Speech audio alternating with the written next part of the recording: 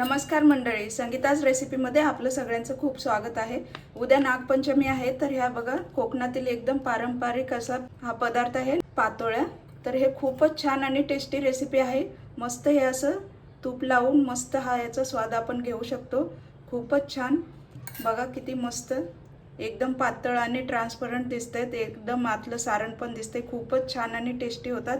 हळदीच्या पानामध्ये ह्या बनवल्या जातात, उकडल्या जातात। चला तर मग सुरुवात करूया। तर हे पहा, आपल्याला पातोळ्या बनवण्यासाठी हे उकड काढायची आहे पिठाची तांदळाच्या। तर एक वाटी मी पाणी गरम करायला ठेवले, त्याच्यात आपल्याला अर्धा चमचा तूप घालायचे आणि चवीपुरतं थोडंसं मीठ घालायचे। आता या पाण्याला आपल्याला छान उकळी आणायची। आता बघा पाण्याला छान उकळी आली। आता आपल्याला याच्यामध्ये तांदळाचं पीठ घालायचंय।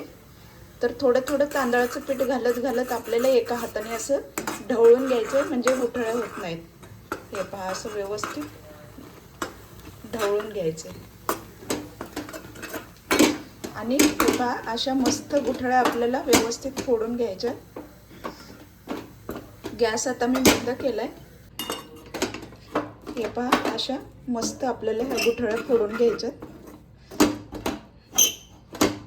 आता हे पीठ आपल्याला असंच झाकून ठेवायचे 10 मिनिटांसाठी तरी। ते पीठ थंड होईपर्यंत आपण सारण बनवून घेऊया ओल्या खोबऱ्याचं। हे पहा, 1 चमचा मी तूप घातले, त्याच्यात आपल्याला गूळ घालायचा आहे। 1 वाटी गूळ घेतलाय मी। 1 वाटी नारळाचा किस आहे, तर त्याच्यासाठी 1 वाटी गूळ घेतलाय मी। तुम्ही हवं तर कमी पण करू शकता गूळ, तुमच्या आवडीनुसार। आता हा गूळ छान वितळला की आपण त्याच्यामध्ये नारळाचा किस घालूया आणि तांदळाची जी उकड काढली आहे ते 1 वाटी तांदळाचं पीठ आहे, तर 1 वाटी पाणी असं मी प्रमाण घेतलेलं आहे। हे पहा, आता गूळ मस्त विरघळतोय। आपल्याला जास्त कडक पण नाही करायचं, जरासं विरघळलं की त्याच्यामध्ये हे पहा, हे ओलं खोबरं घालायचं आणि याला मस्त एकजीव असं करून घ्यायचं। वेलची पूड आणि जायफळ थोडंसं वाटून घेतलेलं आहे। हे पहा, हे पण मिक्स करून घेऊया आपण मस्त।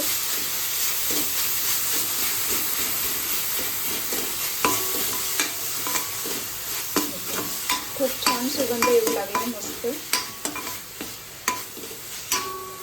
आता उद्या नागपंचमी आहे, तर तुम्ही ह्या अशा पातोळ्या नक्कीच बनवून खाऊ शकता। तर कोकणामध्ये ह्या पातोळ्या नागपंचमीला करतात, खूपच छान लागतात मस्तच। हे पहा, पूर्ण गूळ विरघळलाय आपला मस्त। पण हे पहा, असं पिळल्यानंतर थोडं पाणी आलं तर समजायचं की आपलं अजून सारण झालेलं नाही। याच्यातून पाणी यायला नाही पाहिजे, जरा सुकायला पाहिजे पाणी। तोपर्यंत आपल्याला याला परतून घ्यायचं। 2-3 मिनिटांमध्येच सारण तयार होतं, अगदी सोपी पद्धत आहे। हे पहा, आता दाबलं तरी असं पाणी येत नाहीये। हे पहा, चांगलं आपलं सुकलंय हे। आता आपण गॅस बंद करूया आणि हे थंड करून घेऊया सारण। तोपर्यंत आपण पीठ मळून घेऊया ते उकडीचं। हे पहा, एका प्लेटमध्ये आता हे काढून घेते। आता हे पाणी न टाकता आपल्याला छान असं मळून घ्यायचंय आणि सॉफ्ट करायचंय।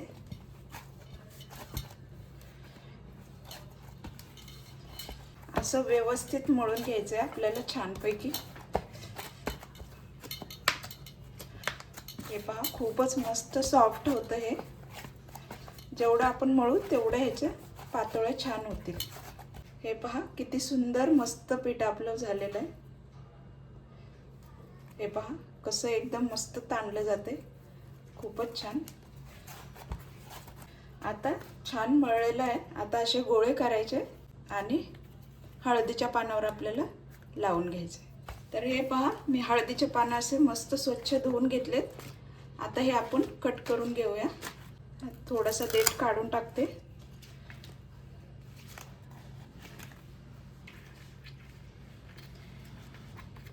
आणि हे एका पानाचे 2 तुकडे मी करते।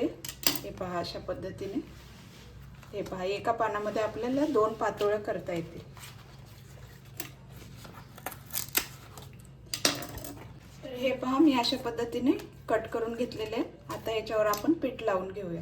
हे पहा, असं हाताने प्रेस करण्यापेक्षा आपण असं लाटून जरी याला बनवला तरी पण हा छान पातळ होतो आणि पाहिजे तेवढा आपल्याला पसरवता येतो आणि सगळीकडे एकसारखं पीठ असं जातं. आणि थापून केलं तरी समजा कुठे जाड कुठे पातळ होतं, त्यामुळे हे असं आपण लाटण्याने लाटू शकतो.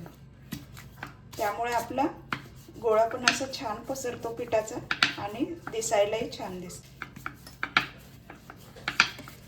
हे पहा, मस्त पातळ असं मी लाटलंय, खूपच छान. आता ह्याच्यावरती थोडंसं आपल्याला सारण घालायचंय एका बाजूनेच.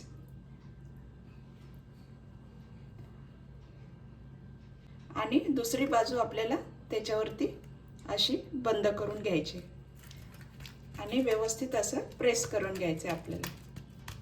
हे पहा, मस्त अगदी छान असं. आणि थोडंसं हे बाजूला आपण असं दाबून घ्यायचं, म्हणजे ते असं उघडी बाजू असेल तर बंद होऊन जाईल आणि आपली पातोळी छान मस्त उकडून निघेल. हे पहा, आणि सारण बाहेर निघणार नाही. हे अशा पद्धतीने आपण सगळ्या पातोळ्या बनवून घेऊया.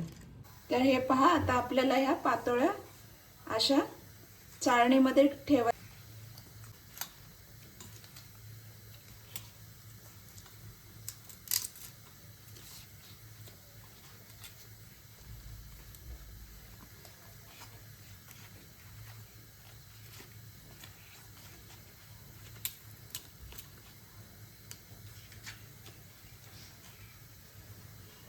हे पहा, अशा ठेवून आपल्याला हे आता ह्या पातेल्यामध्ये मी 1 तांब्याभर पाणी असं उकळायला ठेवलंय. याला उकळी आली की आपल्याला ही चाळणी वरती ठेवायची आणि झाकून ठेवायचं. पाण्याला उकळी येऊ लागली, आता ही आपण चाळणी याच्यावर ठेवायची आहे आणि याला झाकून ठेवायचे. आता 8-10 मिनिट आपल्याला हे असंच उकडून घ्यायचे.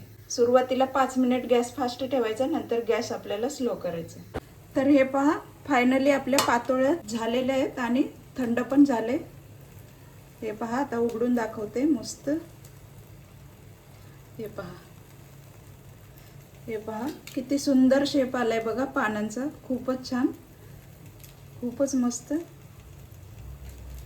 आणि आतलं नारळाचं सारण पण दिसतंय, इतक्या पातळ आहेत, खूपच छान. हे पहा, असं मस्त भरलेलं आहे. तर तुम्हाला ही रेसिपी आवडली असेल तर नक्कीच लाईक करा, कमेंट करा, शेअर करा आणि सबस्क्राईब करायला विसरू नका. चला तर मग भेटूया पुढील रेसिपीमध्ये. थँक्यू.